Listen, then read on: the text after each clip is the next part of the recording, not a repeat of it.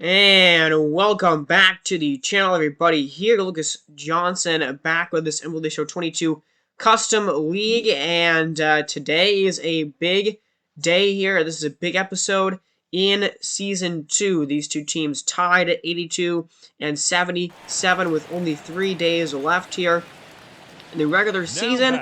And we jump into this game in the bottom of the 7th inning. Big-time critical situation. Noah Syndergaard is pitching right now for Nashville in a game that is really must-win for these two teams, tied with 3 days left to go. They're still both chasing the Columbus Cardinals as well, who are right now in the lead in this division. The Bees and Sharks are also tied for first in the NL West, so we'll definitely be checking in on what their games look like.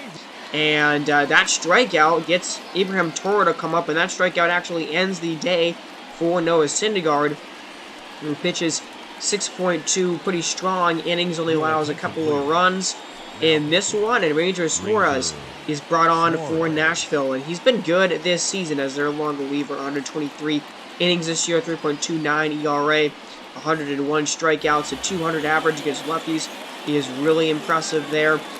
But 4-2 game, Abraham Toro is at the plate here with 2 down in the inning as he takes a change-up there. That was a circle change. Pretty hittable pitch, honestly, on 0-1 there, but it is strike 2. Just takes a look at it now, and he's going to swing at this one here, though. Drives it into deep center field, and that pulls off the wall. 1 run scores. Here comes the second runner, and the throw is not in time. Adam Duvall comes in to score. Abraham Toro ties up the game with a 2-run double. Big time swing by Toro. And the Rhinos here have tied it in the late innings. 4-4. In the 7th, Jorge Soler is up now. And that is a sinker down to the bottom of the zone. Beautiful pitch by Suarez for a strike. Soler 1 for 3 with a home run in this game. He's got 31 now on the season. And a big time spot for him to come up in here, and he takes a changeup, pretty much the same spot that the last pitch was there, down at the knees. Soler only a 205 average with runners in scoring position this year, and he's gonna swing and miss.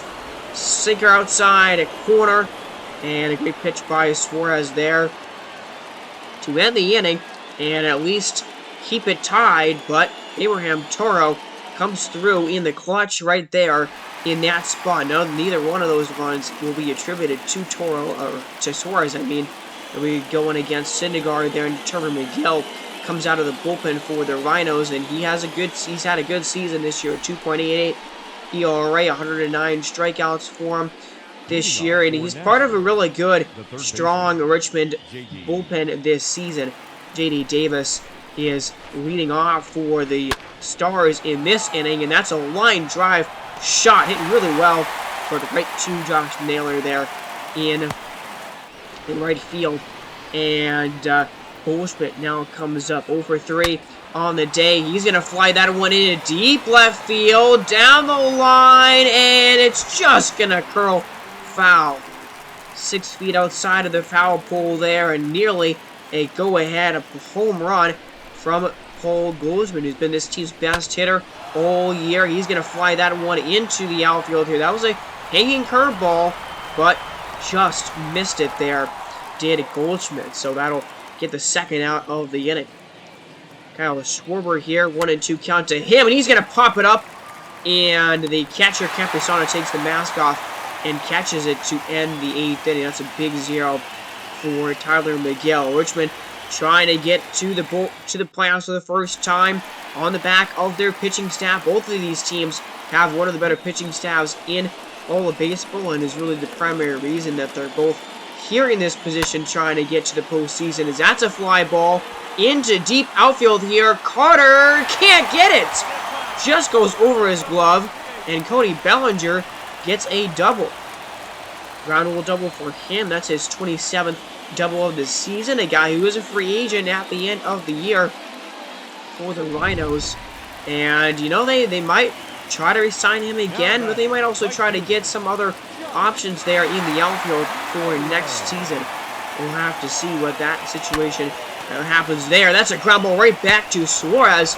Catches it, looks the runner back, looks Bellinger back to second base and throws it to first. And that was kind of an unlucky break there for Josh Naylor, who hit that ball really well, but right to the pitcher who was ready for it. As that's a swing, fly ball, Lewis on the move, and he makes the catch there in center field and gets the second out there. Royce Lewis playing in center in this game, and there's 2 outs now in the inning, and here's Jose Miranda, only batting .229 this year with a .655 OPS. It hasn't been a great season for Miranda here in Richmond, as that was a swing and a miss at a changeup there in the dirt. He's got 2 strikes on him here in this at-bat now, and that's on the corner there at the knees. Beautiful changeup by Suarez. He was really dotting the lower part of the strike zone in this inning, and he gets a big-time K there on Miranda to end the bottom of the 8th. So we are going to the 9th inning now in this ball game between these 2 teams, and we are tied up. This has been, become a rivalry a little bit here in this second season. It's been one of the better matchups that we've seen this year, as that is a ground ball in the hole, and a great play by the shortstop, actually, to make that play there. And you kind of see, last year was Reapers and the Diablos were going at it, and they had some great games. And this year it's been Boston and New York has had some absolute classic ones and classic finishes. In Richmond and Nashville here, they've had some really good games as well, late, especially here late in the season, with Ahmed there grounding it not Ahmed makes the play there at second base. But you kind of have these teams that end up playing really well and, have huge games against each other. You kind of develop rivalries. We saw that last year, and we're seeing it this year, and we're seeing it really develop here between these 2 teams, who I think are going to be good for a little while longer in this franchise. And Suarez is pitching here, bottom of the 9th. That's a ground ball up the middle for Luis Campusano, who has struggled this year at the plate as, the first-year starting catcher for this Richmond team. But he does get a base hit there up the middle. That was a big swing for him. And, keep in mind, I don't know what the plan for him is on the future of this team after they drafted the catcher that they got in the draft class, who Lance Saul, I believe his name is, a guy that is looking to be a future superstar in this league. But Anuval at the plate here. He's got a home run, single and an RBI. He's got 31 bombs this year. Doesn't have an average at all. That's a ground ball, though. Somehow hit that pitch, but it's going to be a double play. Would have much rather just taken it and not swung at it at all. Good play by Corey Polanco here, actually, at shortstop, who, he's got it here, and he throws it around the back to second base. Pretty impressive flip there for him, and a good turn by this infield. And now Nick Ahmed, 0-2 count, ground ball. Goldschmidt's got it. Already momentum carrying him to first base, and he easily steps on the bag for the final out. So, drama here in the last few games of the season. We go into extra innings. And Max Kepler comes off the bench for Nashville. It's supposed to be his day off, but comes out here. And a .234 average for him, 22 home runs on the season. A pretty solid year, and he's going to get a huge hit here. Grounds out one into left field, and he is on base here in the top of the 10th inning for Nashville. They get the leadoff man on. He is huge in this spot. Good swing there and a fastball in a good location by McGill. Overall, as that's a pop-up here. Manny Pena cannot lay the bunt down successfully, and it's going to be the first out of the inning. So Pena definitely a struggling hitter for this team, and he pops it up, and so now Ettore Polanco up to him. He's got a double and an RBI.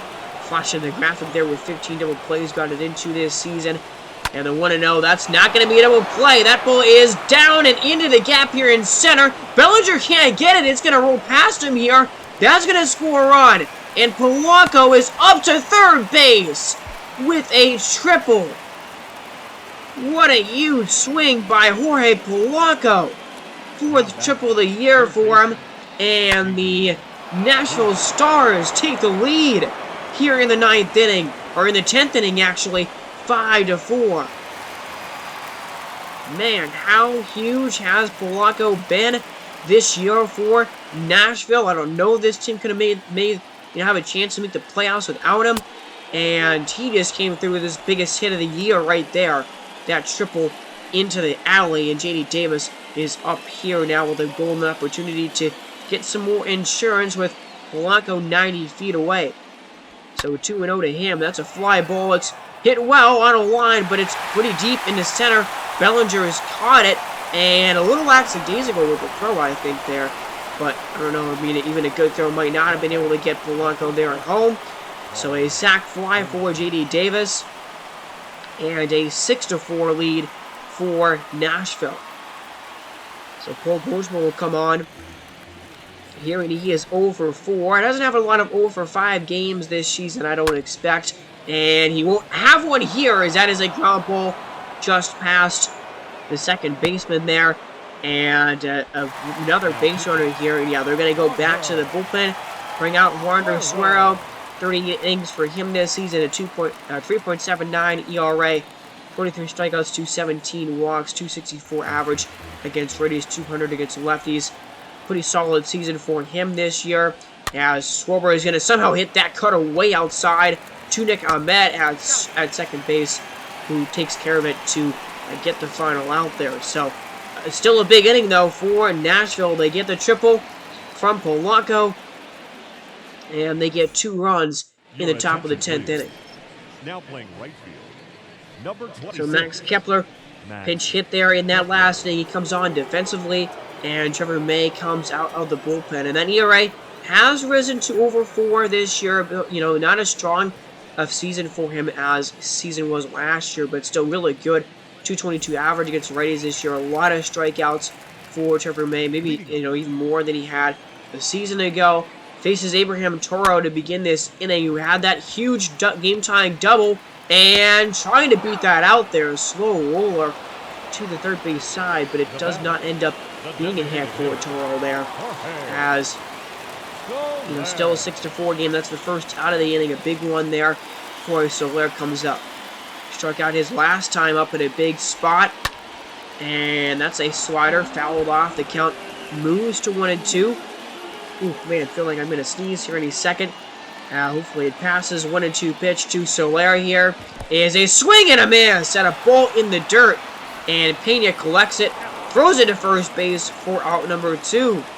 A lot of confidence here in this spot with Trevor May getting the first 2 outs of this 10th inning. Cody Bellinger is up. Only a 219 average for him this year. It's been a pretty okay season for Bellinger overall this year. That's a fly ball, fouled away, and the count 1-2 to him here. Down to their last strike, and it's a swing and a miss on a slider way inside to get the strikeout and end the bowl game. Another save for Trevor May this year, and a huge win for the Nashville Stars.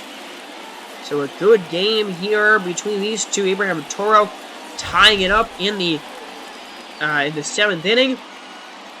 And Ranger Suarez coming on for him, some huge innings of relief there. And a big-time triple by Polanco in the 10th inning. When we're looking at that swing there that he had to drive home the run. They get 2 in the 10th inning, and Nashville gets their 83rd win of the year. And with this win now, their magic number to clinch a playoff spot here is 1. They only need to win 1 more game here in the last 2 games between Richmond to get to the playoffs. And whether that's a division spot or just a wild card spot, that remains to be seen. It depends on what happens with Columbus here their last couple of games of the year. But huge one for Nashville for sure. Polanco up to 270 on the average there. Biggest hit of the season for him, a double and a triple in this game, and an RBI. Lindor had a home run as well. 29th of the season for him. He's up to 64 RBIs. Polanco is up to 79. There, and J.D. Davis has 55. An RBI for Manny Pena as well in this game, as he had a hit and scored a run. And the pitching, Noah Syndergaard, 6.2 innings, 6 hits, did end up giving up 4 runs. with a walk and 8 strikeouts. He finishes the year with a 2.59 ERA. Really, really strong season for him overall this year. Suarez does give up 3 hits, including that double to Toro, but did pitch a couple of really strong innings of relief and important innings in this game. And then Trevor May, 42nd save of the year for him. That ERA near 4 now, and maybe even below it. I didn't actually see what it went down to, but Richmond here, you know, their offense is definitely the thing that's kind of been holding them back. I think Soler has been a good addition for them this year. Duvall and Soler both get their 31st home runs of the season there. But, you know, overall as a team, their team average is pretty low. And, you know, guys like Miranda and Campusano and Duvall have really not been able to get on base very well. Do not have high averages at all. But the pitching has been fantastic. Walker Buehler, 6.1 innings for him, 4 runs allowed as well. And he will finish the 2.8 ERA and is in the Cy Young conversation. I don't think he's going to win it, but he is up there. I mean, he's had that type of the season this year. Weathers, 0.2 innings. McGill does get the loss, gives up a couple of runs there, and then Swarrow gets the final out. So this is what this division looks like here after today. So we have 2 more days left in the season. I just haven't simulated the day yet officially. But yeah, 83 wins for both the Stars and the Cardinals now at this point. In the National League West, the Rattlers are still technically alive in that race there, but they're pretty much dead in the water at this point. I mean, they need to win their final 2 games, and then both San Diego and the Bees have to lose their final 2 games for them to have any shot at this point. And the wild card here, of course, you know, it either will be the Stars or the Cardinals. Whoever loses that division there, the loser of the second place team in the National League West could also be in the wild card as well. But in terms of the Sluggers there, who are still a game back, their chances are not very good because the Stars and the Rhinos play each other. That actually means that the Sluggers have an even tougher road to get to the playoffs, and they might even be, a loss won't eliminate them from any chance that they would have at 82 and 78 right now, because again, the Stars or the Rhinos, one of those 2 teams is going to finish with at least 84 wins, and the Stars can only finish with 84 wins at this point in the year if they win the final 2 games. So I don't know if they're eliminated yet. It's kind of weird with the math there, but their chances are pretty small at this point. They really need a lot of things to go right for them, but they need to win the last 2 games of their season. That is absolutely 100% for sure needing to happen for them. And the math is kind of more simpler here in the American League. We really have only 1 spot left to determine in the AL, and it is this division race, and the loser of this division will be in the wild card. And, the Raptors won this first game of this series between these 2 teams, and now they're looking to do it again here. Nick Solak launching a 2-run homer as Seattle takes a big 2-0 lead against Shane Bieber, who was excellent in their start before that swing. Only had allowed 1 hit before the single and the home run there.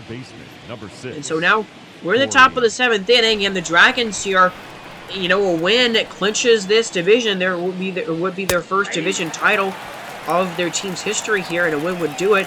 And they need to get some offense going right now against Logan Webb, who has pitched an incredible game so far. And he's got 2 strikes on Seager here. Fly ball to Soto, who races over and makes the catch. Seager just missed that, and that ball nearly went over the glove of Soto there. That would have scored a run for sure. So 7 shutout innings for Logan Webb in his final start of the year. That is really impressive stuff there. I don't know if they're going to let him pitch in the 8th inning or not. Probably not, I would assume here, unless Seattle adds on. Shane Bieber only at 78 pitches in this game, so we try to get him to pitch another frame. Jared Walsh is up, and he gets a home run, though. 34th home run of the year for Jared Walsh, and that is going to end the day for Shane Bieber, who does get a quality start in this game. 6 innings, 3 runs allowed, only 4 hits today. Archie Bradley comes out of the bullpen here, and he's been alright. He's been okay from out of the bullpen for Los Angeles, and this LA bullpen is a strength of their team. It is a good bullpen here. Yandy Diaz at the plate. And now Yanni Diaz crushes a home run. It's his 21st of the year. So, man, Walsh and Diaz go back-to-back in this inning. And Archie Bradley sucked. Wow, he could not even get an out there in that appearance. That was terrible.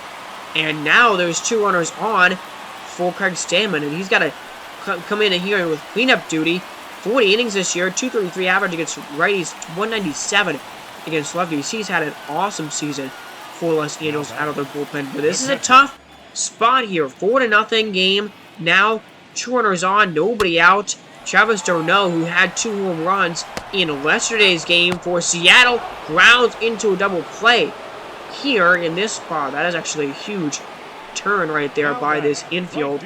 I mean, you just cannot allow Seattle to score any more runs at this point in the game right now.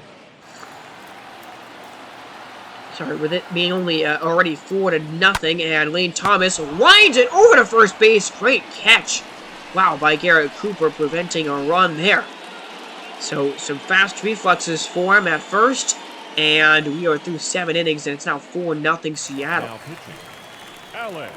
So Seattle, man, they're looking to tie in this division. They'd be tied right now with LA if they can win this game. Alex Colomé comes out, 3.62 ERA for him, and 37.1 innings. Here's Joey Gallo with his 41 homers and 119 RBIs, both leading the team. Here, as that cutter somehow misses, Alex Colomé is asking the umpire where it missed, and he should tell the umpire that that was a strike. That he's got to ring him up there because that was easily a strike for sure.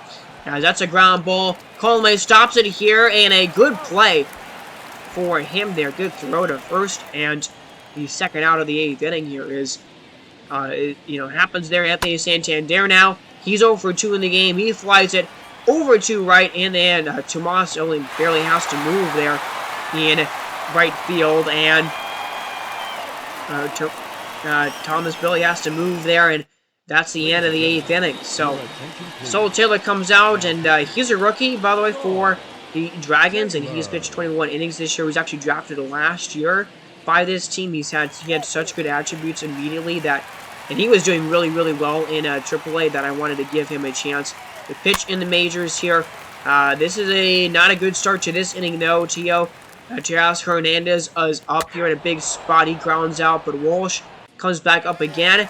He walks. Oh my goodness, bases loaded for Yanni Diaz. Already has a home run. 2 for 3 on the day, 4 for 7 in this series here. And a 1-2 to him. There's a swing and a miss. Wow, slider way outside of the strike zone there. And so Charlie gets a big strikeout. So, huge second out there. Against a really good hitter. He doesn't strike out very much. A guy in Diaz who has a near 300 average this year. And now it's Nick Solak. He also has a home run in this game, and he's been coming up clutch in this series. An 812 OPS and a 268 average overall. Really strong season for Solak this year. And that's a fly ball into center field, and nobody calls it really in the outfield, and it falls in for a hit. 2-run score. What is Yanni Diaz doing? Okay. Oh, that was Jared Walsh, actually. Diaz, I think, scored on that. I don't know what Jared Walsh was doing there. He way overran the stop sign. He gets thrown out at home, but 2-run score on what ends up being a base hit for Nick Solak there, and it's now 6-0. I mean, they actually bring on Aroldis Chapman here for the Raptors, and he's not pitched very much this year, and he hasn't been very good in his innings this season, but it is a 6-0 game. I mean, any sign of trouble, you bring in your closer in this spot. That's a swing and a miss, though, and he gets a big-time strikeout there. I actually don't know how fast that pitch was. Some of Chapman's velocity might have really dissipated in this franchise, and this is, in real life, he had an awesome season with Boston. In this game, he definitely is at the tail end of his career, for sure, as Michael Brantley is up here. And there's a ground ball. Urshela stops it, throws it to first base. It's in time, and that ends the bowl game. And Seattle, I mean, man, they kind of dominated these first 2 games. Haven't really been close. They won the first game 8-4, and they win this game 6-0. A shutout here pitched by this pitching staff, and the Dragons have dropped the first 2 of this series to Seattle, and now the Raptors. Somehow, some way, this team has a chance to win the division right now. This is crazy. Crazy second half, a crazy last month by the Raptors, who have just been so dominant in this month of September. And, this is a team I just did not expect Seattle to really, I knew this is a good team. I knew that they could have a chance at getting into the playoffs with a good second half push, but the chance of the division? No way. And now they are one game away from doing that and from stealing the division away from LA right now. And Shane Bieber pitched pretty well in this game, but gets the loss. Bradley sucked in that appearance, didn't get an out. Stammen, another scoreless inning. Taylor gives up 2 runs in that appearance there in the 8th inning. And for Seattle, what has been the driving force for them in this turnaround in the second half of the year? Well, their offense has definitely picked up steam. It's been getting a lot better. Teoscar Hernandez, they got him at the deadline, and he's been an important addition to this team. But, Jared Walsh has been great. Diaz has been awesome all year. Nick Solak, 4 RBIs in this game, and he's had an awesome season. I mean, this offense is one of the better ones in the American League. It's definitely been super strong this year. And their pitching has been very good. Logan Webb has had an awesome season. He finishes the year with an under 3 ERA, and he pitched 7 shutout innings in this game. Colomé and Chapman there both pitched scoreless innings. The bullpen for Seattle has had a little bit of up and down this year. It's been overall a pretty decent bullpen. Not amazingly strong, but pretty good. But yeah, I mean, the pitching has been awesome in the second half of the year for them. And they are, on a 7-game winning streak right now. And they just have been unbelievable in the second half of the season. So that division title race is going to come down to the last day of the year, which is insane to say there. But now we move over to the National League West, and what happens in this division race. Lazaro Monteros, by the way, just hit a home run. That was only like his 3rd of his whole career so far. He has not been very good since we've called him up. But that's another RBI there. Salt Lake is up 2-0 already here on Phoenix, and they go up even more. CJ Cron blasted 2-run homer, and it's 4-0 Salt Lake, who also have had a really good last month of the season. Hunter Renfroe bombs one there. He's had an awesome season, over 35 home runs. I think that was, 37 for him now in the season or something like that. Glasnow and Bassett pitching in this game, and Phoenix, they had a chance late in the season to maybe get to the playoffs, but they kind of blew their shot and haven't really played super well down the stretch, and at this point are eliminated from the playoffs altogether. And Hunter Renfroe just hit another home run. Wow, okay. 2-homer game for him. But the Bees come through and they win this game here against Phoenix, and they have 83 wins now. They get their 83rd win of the season, and the Sharks are in danger here. They got to win against San Francisco to keep pace with what Salt Lake just did. And they're facing San Diego. They're facing Christian Javier. This team's ace, but Gerardo Escobar gets a big base hit, and he scores a couple of runs. Escobar hasn't been great this season.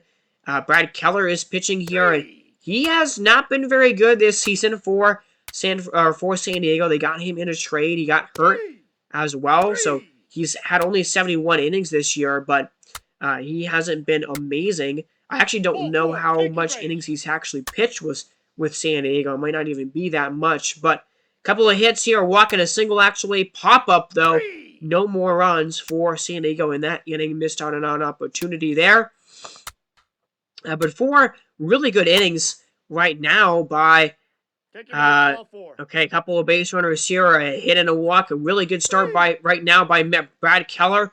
4 no-hit innings here so far. And there's another 1-2-3 frame. Wow. Really strong start. And can the offense get anything more to kind of back them up here? Right now, they have not gotten anything in the last few innings. And Brad Keller, there's the first hit of the game. Nico Kuchum gets the first hit of the game off of Keller here in the top of the 6th inning. So that breaks up the no-hitter there, but a double play doesn't break up the shutout. We're in the top of the 7th. Jorge Alcala pitching, and Alcala's been untouchable almost all year long, and this bullpen is a very strong one. Trey Mancini blasting a 2-run home run. That's a huge swing for him right there, and it's now 4-0. Carlos Vargas pitching there, and there's a double by Alec Tomas and another RBI. 5-0 now. Huge insurance runs, and we're in the 9th inning. Pierce Johnson on the mound, and there's a double by Casale. 2-run home run by Ozzie Albies. Okay, breaks up the shutout here in the 9th inning finally, but that is a strikeout to end the game, and that is a win for San Diego. So they win as well here. And they keep pace with the Bees, who are 9-1 in their last 10 games. But they keep pace with them. And, by the way, those losses, that does eliminate, those wins actually eliminates the Rattlers from playoff contention. Even if they win their last 2 games, they would only have, they would have 83 wins, actually, on their season, I think. But I don't know, actually, how the tiebreakers would work in that division if that ended up being the case. But, I think that, I think they're eliminated now. Maybe I'm not 100% sure about that, but Giancarlo Stanton just hit a triple. Okay, that's crazy with his 14 speed. Then there's a double by Matt Olson. Okay, wow. Indianapolis here gets 3, or St. Louis gets 3 runs, and to make it 4. Brendan Rodgers gets a base hit. Zach Eflin pitching for the Indianapolis Arrows right now, and he has not been pitching very well. Definitely struggled in that 3rd inning. So 4-4 game. It's a 4-6 game now, actually. And Yorvin Vivas crushing a home run to make it 4-7. And not an amazing start in this one by, oh gosh, I just saw his name and I know who it is there to start. That started in this one. Brian Abreu gets or Mitch Garvey gets a double off for Brian Abreu. And we're hopping into this game here in the top of the 8th inning. 5-7 game. St. Louis absolutely needing to win this one here for their playoff chances. And that is a fly ball into left field for the first out of the 8th inning. Hunter Wood pitching for Indianapolis, and he has been unbelievable this season. He's been one of the better relievers in all of baseball here. A tall task to get anything off of him. Harrison Bader up-handed. He's going to line one down and into the corner here, off of the wall, and a double for Harrison Bader gets to second base.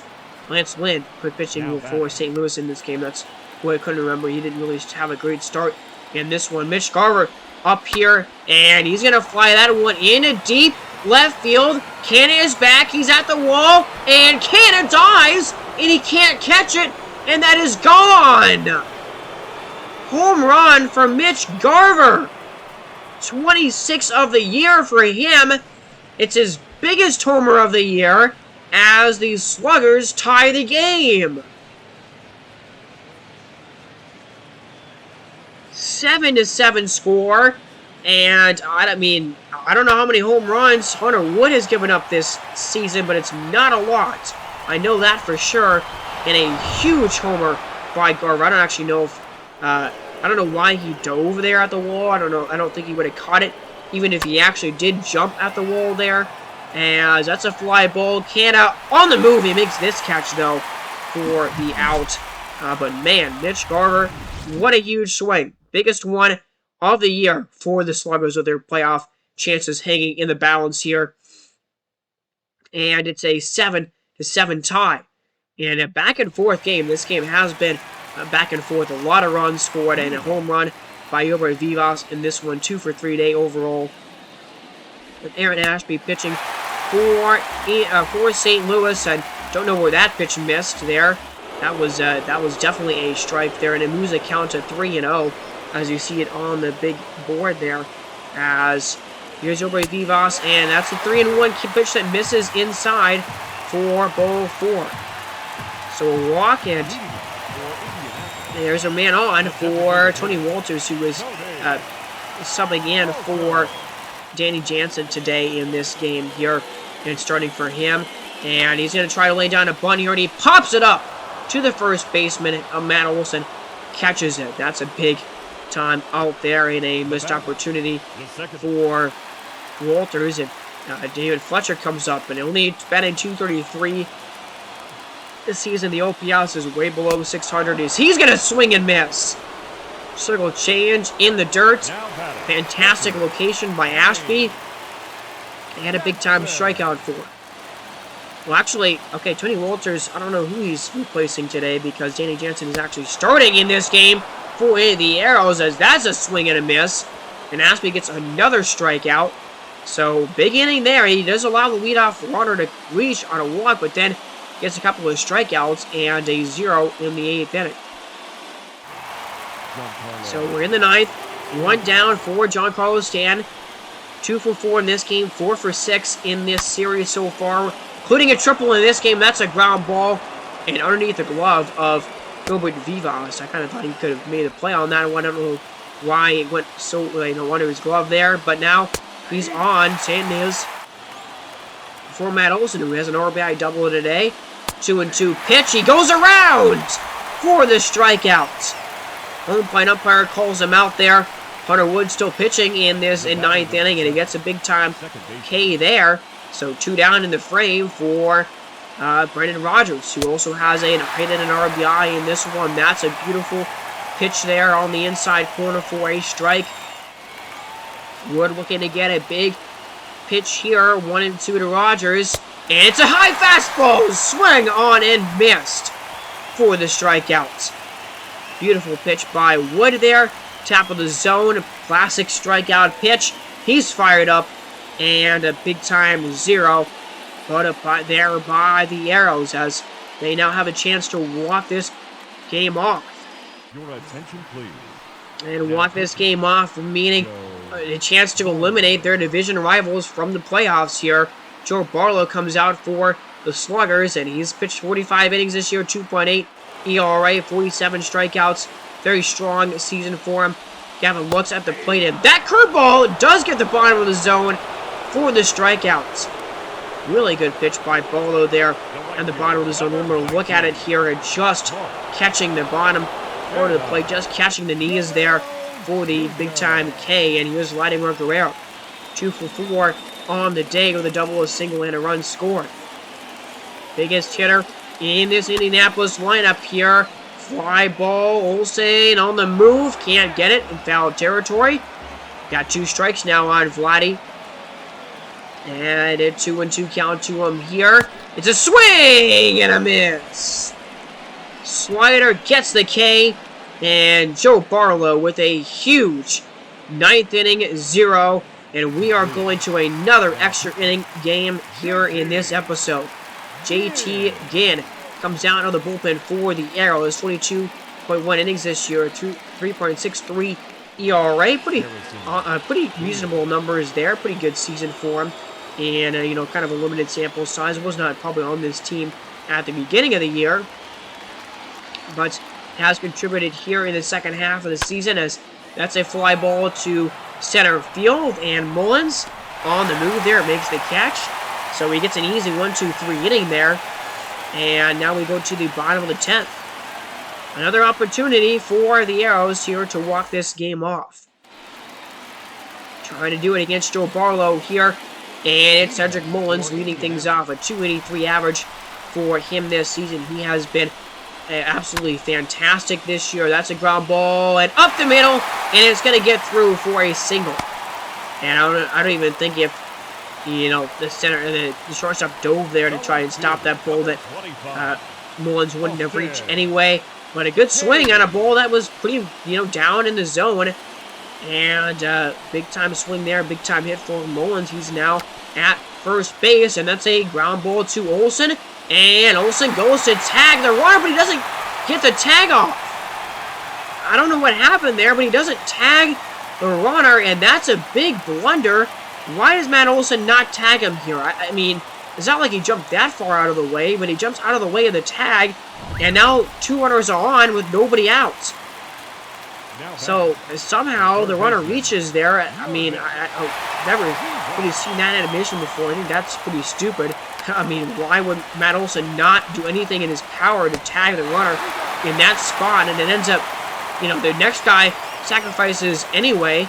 But now you have 2 runners on. I mean, I guess that runner at second base doesn't really mean anything in the grand scheme of this game. But, you much rather take, 2 down in this inning now. I don't know what the situation would have been if they could have got the runner there going to first base. There wouldn't have been a bunt attempt there with the next guy But now they're going to intentionally walk the next hitter, and David Fletcher is up here, and he's the guy for the Arrows. Bases loaded, 1 down in the inning, and that first pitch is a slider there on the outside corner. Cedric Mullins, the only runner that matters right now. He's standing at third base, and he is 90 feet away. That's a pitch, and he just barely does not go around on that. That was pretty close there on the check swing. So the count moves to 2-2. Barlow here in a big-time spot, biggest of the season for St. Louis. 2-2 pitches, a slow ground ball to Turner, who's got it. He goes to second for 1 in his own, but he can't turn the double play, and the game is over. Mullins scores, and the Arrows win it in 10 innings. And with that win, they eliminate the St. Louis Sluggers from the playoffs. Wow, what a finish here in 10 innings.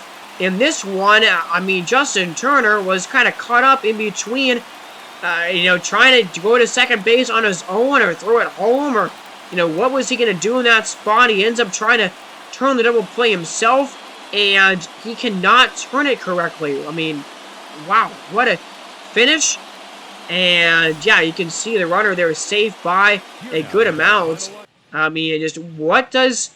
Trey Turner, what does Justin Turner do here? He gets the ball, and at this point, I don't think you're going to be able to get Cedric Mullins at home at this point. I mean, he's got good speed. You have to collect the ball and turn it around a little bit and throw it to home. He might have been able to get the runner at home. I don't know. I don't think he would have, though. So I think the double play was definitely the right move, but, maybe he should have tossed it to the second baseman and maybe not taking it himself, but he was so close to the bag that, I thought he had time to go over and step on second base and throw it to first. But it turns out he didn't, and that's how the game ends, on a fielder's choice. So that is a brutal loss for St. Louis and a brutal end. Well, I mean, they have one more game left this season now, but that is a brutal way for their season to really, realistically end here. This is a team that I thought was really almost a lock for the playoffs. Giancarlo is staying up to 110 RBIs now in the season, Olsen with 83. And, in this game they showed fight. A home run by Garver there, 26 now in the season for him. But St. Louis just collapsed in the last month of the season. They had an 8-game lead, and an 8 or 9-game lead in the wildcard race when this month began. So they were in really awesome position, and I thought that they were, they had that division, they had the wild card in their grasp, and they certainly had every incentive to hold on to it there, but they really had a struggling, they struggled the last month of the season, and, teams like the Millers and the Bees, they just took off this month. They had awesome months in September. Especially the Millers, they have just been dominant in the last month of the season. And the Sluggers, they lost some key games down the stretch here. They lost 3 out of 4 to the Nashville Stars at the end of the year. That was a huge series for them to, drop 3 of those 4 games. That was probably the point where they really lost their control of the wildcard race. And, you see the pitching, the box score there. And, the Arrows, it was actually a disappointing season for the Indianapolis Arrows. After making the NLCS last year, they end up being a below 500 team and a team that's not going to make the playoffs. So, maybe they can come back next year. I think they still have a very good roster. They still have, Guerrero and Mullins on that team and a pretty decent pitching staff. So, we'll see what they can do in the offseason here after a disappointing season. But, yeah, this is what it looks like here with the Stars and the Cardinals now. At 83 wins, the Rhinos at 82. The Rhinos are in a must-win situation now at this point of their season here. They have to win their last game that they play against the Stars here to have any shot now. And Nathan Navoli pitching here, and he gives up 2 runs immediately. Jacob Nottingham and Luis Robert get RBIs, and those have been the 2 guys for this team all season long that have been really able to contribute, and they get another run. 3-0 game here immediately. Garrett Mitchell with a double here. Ramirez gets an RBI. That's a good sign for him there. A walk. Frambo Valdez is not looking very good here to begin this game, but he does get a huge double play right there. So now Brooke Schnell is up here, and he's going to walk. Okay, Frambo Valdez reaches 200 innings with that out there, but there's a triple from Trey Turner. Huge extra base hit, 3-2 game. Now it's Gleyber Torres, and he is going to try to sack fly, and he will do that correctly there. Gets his 65th RBI of the season. And now we go top of the 5th here. Adam Frazier is up. He gets a hit. Nottingham, another single. Luis Robert already has an RBI. He gets it on base with an error. Okay. Manny Margot gets a big-time single. And I think he'll get at least 1 RBI for that. Or I think he gets 2 RBIs for that. I don't know. That might not be earned runs that are charged to Nathan Eovaldi there. As Gleyber Torres is up. And Gleyber Torres blasting a home run. Sack fly in this game, and now he hits a 2-run bomb. 16th homer of the year for him, and it's a 5-5 game. Wow, back and forth we go in this one here between these two teams. Ryan Brazier is pitching, and if you know anything about Ryan Brazier this year, it's been hard for teams to do anything against him, but Luis Robert gets a double and brings home the 6th run for Charlotte. So 78 RBIs now for Robert there, and now Ryan Brazier is going to be taken out of the bowl game here. This is one of his worst appearances of the season there, and that's a walk. Tyler Anderson struggling here, and he gives up a base hit to Derek Davis.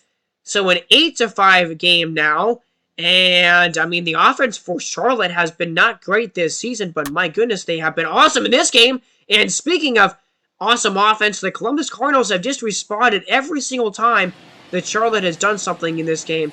They've come back and they've responded with a big-time hit, and that was a big-time triple right there by Garrett Mitchell. Now it's Harold Ramirez, 2 for 3 today with an RBI in this bowl game. An 8-7 game here in the bottom of the 7th, and a monster game for Columbus here. That's a ground ball scooped up by Lawler. He throws it to first base. It's in time to end the 7th inning. Big-time third and final out there in the 7th, and Columbus, man, they need this win, tied with Nashville for the division lead. And I mean, Charlotte, the Pilots are the worst team in baseball this year, and they are looking to be the spoiler here for Ohio's playoff chances, as that is a beautiful sinker by Tyler Anderson in the zone for the 3rd strike to Jared Walsh there, or is that maybe Walsh? Sorry, I just totally had a brain fart on who was just at the plate there. Man, Brandon Marsh, that's who it was. Jared Walsh is not the guy that I was thinking of. It's Brandon Marsh. Strikes out there. Now Trey Sweeney is at the plate. 0-2 pitch. He's going to swing and miss now. Wow, that pitch was way in the dirt. And Sweeney is the 2nd strikeout victim of the inning for Anderson, who's had a great 8th inning so far. So man on base for Jacob Nottingham, 4 for 4 a day so far for Nottingham, but he's going to fly it over to Ramirez in right field, and that ends the 8th inning, first time that Nottingham has gone out in this game, as Kobe Allard comes out of the bullpen for the Pilots, and he's been really good this year out of the bullpen for Charlotte. 44.2 innings and 2.42 ERA, 22 holds on the season this year, 36 strikeouts, so only 13 walks, so really good numbers for Kobe Allard. You know, he's a fairly young relief pitcher as well. I think he's only like 27, 28 years old as well, as that's a fly ball deep into the outfield. Brandon Marsh cannot get to it, as that is going to bounce off the wall for extra bases. So huge leadoff double here for Corbin Carroll. 41 doubles now on the season. He has really been able to rack up the extra base hits. And, you know, at least in terms of doubles, he hasn't hit a ton of home runs this year. But in terms of doubles, he's been awesome. One of the top guys in the National League for that. And he gets Kobe Allard now struggling against Shea Langoliers. Pitches ball 3 there, and now it's a 3-1 count, as that pitch misses as well. So ball 4, and I mean, at the very least, you set up a double play opportunity now in this spot with 2 runners on and 1 man out for Brooke Schnell. 276 average for him is 749 OPS. Really good numbers overall. Has been able to get on base very well. And he pops it up now in the infield. And Frazier races on in to make the catch. That is a huge first out and an unproductive one right there by Brookstone. That was pretty brutal. Now there's one down in the inning. Matt Duffy's got a chance to come through. And he's going to ground it over to Harrison. And it's such a slow rolling ground ball that it actually works like a bunt there as they get the out at first, but the runners move up to second and third. So not a single, a productive out at least. And here's Trey Turner. A double and a triple in this game for him so far, I believe, and he has had a great night so far. Ground ball, Lawler stops it and throws it to first base in time to get the outs. Not an easy play with the super speedy Trey Turner going to first base there, but Lawler makes it, and somehow Kobe Allen works around the leadoff double and does not allow a run.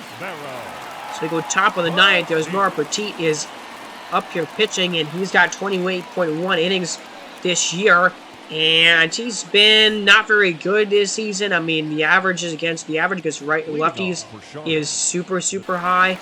And he was Lewis Robert, and he has been really good in this bowl game, 2 for 4, with a couple of really key hits in this one. And he's got 2 strikes on him here, and he's easily this team's best hitter. Obviously, the guy that this team is looking to build around right now in the future is a ball that just misses. High fastball just out of the zone, and now the count is full to Robert, and that pitch misses there as well. So, ball 4, a walk by Petit, and Manuel Go comes up, and he is 3 for 4 in this game with 3 singles and 3 RBIs in this one. Okay, wow, and he had a home run in the last game between these two teams apparently there. As Lewis Robert is going to steal second base, and he does it pretty easily there. 19th of the year, a really good jump here. Yeah, he had an awesome jump on this pitch, and he is now in the scoring position. So 1-2 pitch to Margot, and it's there! A cutter! Top of the zone for strike 3. Great pitch by Petit, and a huge strikeout there for him, as now there is one down in the inning for KJ Harrison. So Harrison, 1-1 count to him here, and there goes Robert again, and Luis Robert is going to steal third base now. And again, he steals it pretty easily. I mean, a high throw from Shea Langoliers, but not really a close play there at third base. And 20th steal of the year, and now he's only 90 feet away. Wow, so the base running there, huge. As there's a ground ball, the infield is in, and it's going to get through and into center field. Wow, the bases were, they were drawn in the infield there, and if they weren't, that would have been probably just a normal ground ball.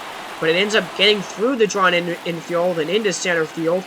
And now there's 2 down. Jordan Lawler is up here into the gap. Duffy's got it, and he throws it to first base to get the out. But Charlotte adds a very important insurance run here in the 9th inning to go up 9-7. So a big-time RBI single there by KJ Harrison. And the Cardinals here, they're in trouble a little bit because they got to face Luis Cessa, who has pitched 55 innings and has an under 1 ERA this year. 2.04 average against righties, a 160 average against lefties, 47 strikeouts. He legitimately has been one of the best relief pitchers in the entire league this year. He's only allowed 6 runs all season and 3 homers this year. That is absolutely incredible. Ridiculous stuff there from Luis Cessa. He's been so nasty this year, but he gives up a long drive here immediately, and that is going to be a double. Margot here cannot catch it, and on to second base goes Gleyber Torres, who has had an awesome game. A home run, a sac fly, and now a double. 28 now in the season for him. That was a fastball that caught too much of the plate there, and now here's Yuli Gurriel. He's going to ground that one into the gap. Nice stop by Lawler. He prevents it from going into the outfield, but he does not prevent Gurriel from getting a base hit there. The left So 2 on, 1 out, and this is a rough start for Sesa here. Does not allow a lot of base runners. Doesn't get into a lot of trouble there. That's a ground ball. Good pickup by Frazier there at third base, actually. Really good play right there by him. Coming in with the bare hand. And that is a big-time sacrifice. A successful sac bunt by Garrett Mitchell. And now Harold Ramirez is up here. And they're pitching to him. It looks like in this plate appearance, he swings through the first pitch. 0-2 count. Line drive, and that ball's down into right field for a single. They score Torres, but stopping at third base is the other runner, and a huge hit here by Harold Ramirez. Big time swing, and it's now a 1-run game. So here's Corbin Carroll, and a 1-1 to him here. That pitch is outside, and it gets a call. Generous strike call there by the home plate umpire, and the count moves to a ball and 2 strikes. So biggest spot of the season here for Columbus to this point. 98 game with runners on first and third. That slider just barely misses for a ball. The count moves to even at 2-2. So here comes the pitch. It's a ground ball. Scooped up by Lawler. He goes to second for 1. To first, they can't turn the double play. And the run scores. So we're tied up here at 9. And Jordan Lawler here, I don't know what he's doing. He's got the ball, and maybe he was confused about how many outs there were, or was maybe thinking about throwing home there in that spot, and that might have been the confusion there, and he might have thought maybe he can get a chance at throwing it to home here, but you gotta just throw it to second base right away and get that double play turned, and they can't turn it. I mean, with a fast guy in Corbin Carroll, you gotta throw that ball right away. You gotta make split-second decisions like that, and so now the game is tied up. Wow, huge turn of events right here, and Luis Cessa has given up almost half of the runs in this inning that he's given up all season. So here's Shea Langoliers at the plate, and Langoliers now, he's going to drive that one into deep right field. No way, and it's gone! Shea Langoliers with a walk-off homer! And the Columbus Cardinals get 4 in the 9th and somehow win the game! An unreal finish here in the 9th inning for the Cardinals. A huge comeback win. 84 on the season now for them. And Shea Langoliers, biggest swing of his career, wins it in the 9th.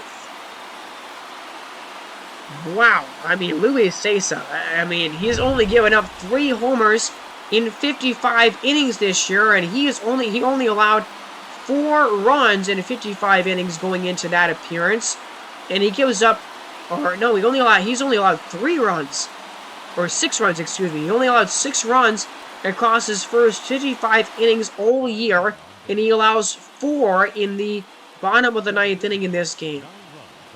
That's incredible, and I mean, a must-win, really, situation for Columbus, and they come all the way back in this game. What a fantastic bowl game this was.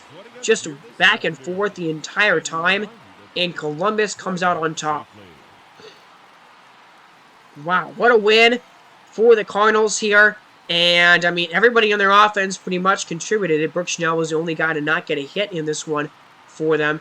And a lot of guys with multiple hits. Trey Turner had a couple of hits there. Gleyber Torres had 3 hits and 3 RBIs in this one. Garrett Mitchell had 3 hits and a couple of RBIs. Garrett Mitchell had 3 hits as well. And then Shea Langoliers, though, the biggest hit for him.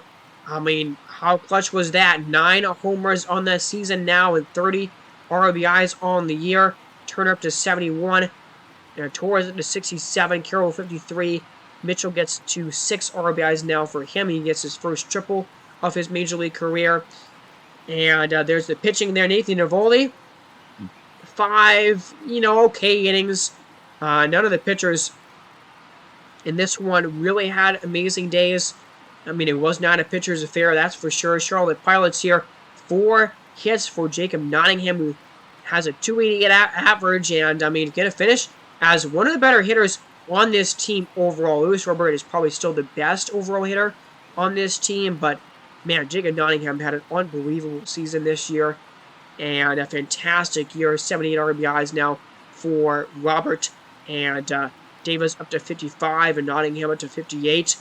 Fremont Valdez didn't really have a good start in this one. Gave up 5 runs in 5 innings. Finishes the year with a 3.42 ERA. Mason Wynn gave up 2 runs in relief in this game.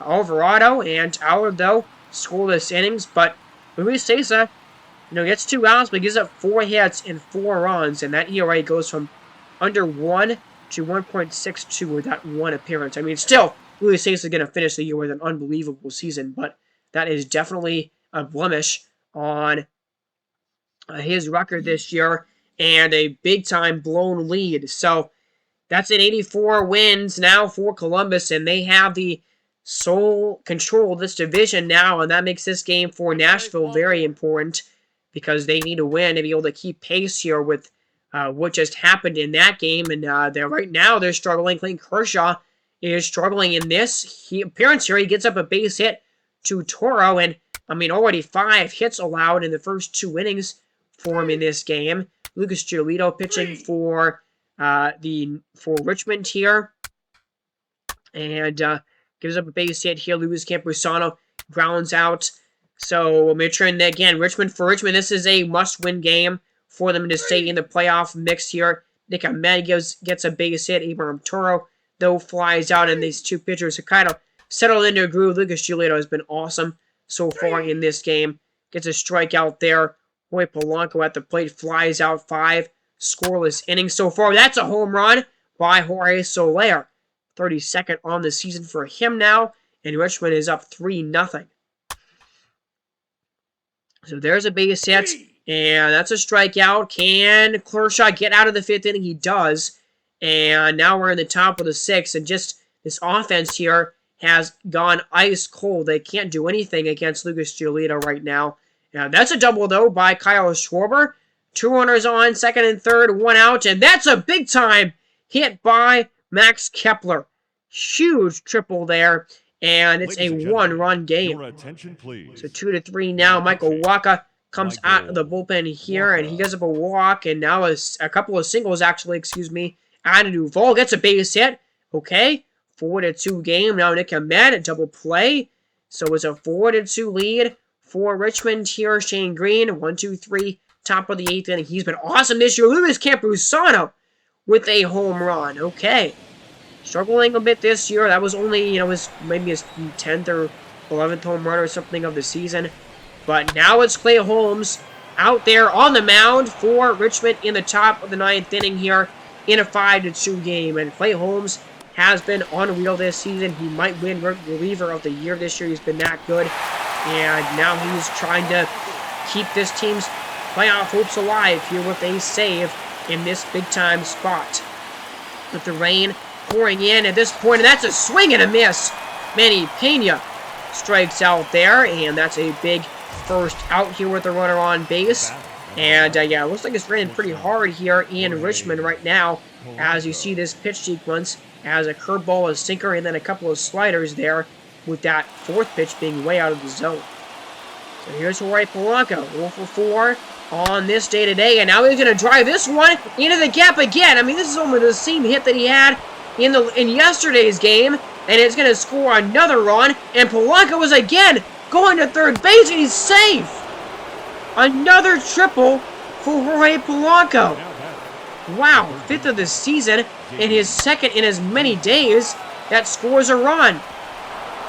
So once again, Polanco coming up clutch, and now look at this. Wow, we have a rain delay now, and wow, okay, a delay, and they actually have Clay Holmes still pitching here. That's a ground ball. Nice stop by Clay Holmes there with the grounder right back to him up the middle, and J.D. Davis blows a huge opportunity to bring home Polanco right there. And here's Paul Goldschmidt, 280 average for him this year, and 835 OPS on the season. And Holmes trying to struggle through it here in this appearance, but he does give up a base hit here off the middle, and Paul Goldschmidt makes it a 1-run game. Now batting. Huge hit by Goldschmidt there. And Holmes, I mean, you know, not looked very sharp in this appearance here. And I think at this point, with the range delay and everything, you got to get him out. And they do, and they bring in Rondo Suero, who only needs to get 1 out. And we just saw him in yesterday's game for Richmond pitch a couple of really important, you know, get a couple of really important outs. And now he needs to get a monster out here in this game for Richmond. That is a ball. 1-0 to Kyle Schwarber, who has a double in this game today. 2-1 pitch. Okay, that's a foul ball. Fouls the cutter back to the screen. And now it's a 2-2 count. Here's the big pitch to Schwarber. It's a ground ball. Nick Ahmed has it. He throws it to first in time. And the ball game is over. Richmond secures a huge win.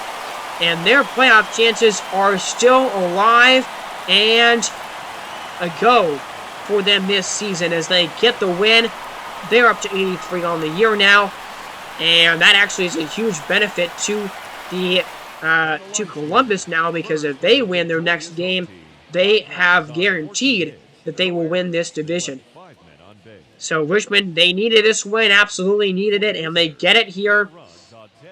And this went off the backs of a really good pitching performance by Lucas Giolito. And a bit of a shaky ninth inning there, but, you know, Wander Suero gets a huge out there in the ninth inning and comes through. And, I mean, Paul Goldschmidt gets a couple of hits in this one and up to 70 or 74 RBIs. Kepler at 72 now. And Polanco up to 80 RBIs with another triple for him on the season. And for Clayton Kershaw, his last start of the year was okay. He gave up a lot of hits in this one. 9 over 5 innings and only 3 runs. Finishes the year with a below 3 ERA, so he had an awesome season overall. And then Michael Wacha gives up 2 runs in 5 hits across 3 innings in this one. Richmond's offense was pretty good in this game. 14 hits today total, and the only guy to not get a hit at all was Josh Naylor. But home run by Soler up to 32 on the season now. Luis Campusano also got a home run, only his 13th of the year, and he had 3 hits in this game, but still the average only at 224 for him. But a lot of guys with multiple hits in that box score for Richmond. And Lucas Giolito gets the win, 17th of the year with a good start. 6 innings, 6 hits, only 2 runs, a couple of walks, and 6 strikeouts, and the ERA sitting at 2.72 for him on the season this year. Really awesome season for Lucas Giolito this year. Weathers and Green a scoreless inning. Holmes doesn't give up 2 runs. The ERA is still only at a really low 1.87 this year. Then Suero gets the final out. So that'll do it for me, everybody, in this episode. Thank you so much for watching this one. And, I mean, next time is a big-time episode. The next episode is the final day of the regular season. And I still don't know how I'm going to structure it, really, because there's a lot of these games that are going on at the same time that I want to I want to edit it in a way that builds suspense, and that, you know, we don't go into these games knowing what's at stake, but instead we kind of travel through the games as they happen simultaneously. So I'll figure out how to edit that one here. I started to edit the last video of the season already, but you'll see when that one comes out how I finish, how I decide to edit it and what it looks like. And I'm excited to call that video. And really excited now as the season wraps up and we get to the playoff races here. These games are, you know, super important now at this point, and it feels like playoff baseball is, you know, really happening in this franchise in year 2 when it's just right around the corner. So make sure you are, you know, staying tuned to the channel for those videos when they come out. At this point here, we're at the end of the year, and it gets really serious now with the pennant races really, you know, getting to their final stages and things being all decided now at this point in the season. So subscribe to the channel if you have not already yet. Appreciate the support on the last few videos that I've seen, and I will see you guys in the next one. Thank you so much for watching this one. Hope you're having a great week so far, and hope you have a great rest of your week. And I will see you all in the next video. Have a great day, everybody, and God bless.